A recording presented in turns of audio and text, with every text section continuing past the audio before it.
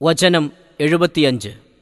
വാക്കർത്ഥം: ഉലായിക അക്കൂട്ടർ, അവർ, യുജ്സൗന അവർക്ക് പ്രതിഫലം നൽകപ്പെടും, അൽ ഗുർഫത ഉന്നതമാളിക, മണിമാടം, ബിമാ സ്വബറു അവർ സഹിച്ചതുകൊണ്ട്, ക്ഷമിച്ചത് നിമിത്തം, വയുലഖൗന അവർ എതിരേൽക്കപ്പെടുകയും ചെയ്യും, കാണിച്ചു കൊടുക്കപ്പെടും, ഫീഹ അതിൽ വച്ച്, തഹിയ്യത്തൻ അഭിവാദ്യത്തോടെ, കാഴ്ചയായി, ഉപചാരം, വസലാമൻ സമാധാന സന്ദേശമായും, സലാമോടും ശാന്തിയും.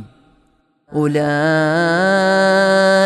يجزون الغرفة بما صبروا ويلقون فيها تحية وسلاما.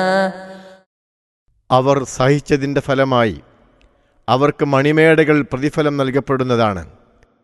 അഭിവാദ്യത്തോടും സമാധാന സന്ദേശത്തോടും കൂടി അതിൽ വച്ച് അവർ എതിരേൽക്കപ്പെടുകയും ചെയ്യുന്നതാണ്. വചനം 76. വാക്കർത്ഥം: ഖാലിദീന നിത്യവാസികളായ നിലയിൽ, ശാശ്വതരായിട്ട്, ഫീഹ അതിൽ, ഹസുനത്ത് വളരെ നല്ലതാണ്, എത്ര നല്ലത്, മുസ്തഖറൻ താവളം, ഭവനം, വമുഖാമൻ പാർപ്പിടവും. خالدين فيها حسنت مستقرا ومقاما. അതിൽ അവർ നിത്യവാസികളായ നിലയിലായിരിക്കും വസിക്കുക, വളരെ നല്ല ഭവനവും പാർപ്പിടവും.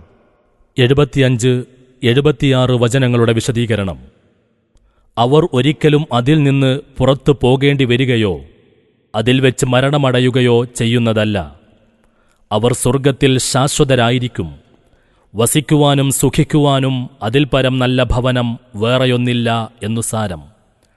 നരകശിക്ഷയിൽ നിന്ന് തങ്ങളെ ഒഴിവാക്കുവാനായി ഇവർ ചെയ്യുന്ന ദുആ അഥവാ പ്രാർത്ഥനയിൽ നരകം വളരെ മോശപ്പെട്ട ഭവനവും പാർപ്പിടവുമാണെന്ന് പ്രസ്താവിച്ചിരുന്നുവല്ലോ.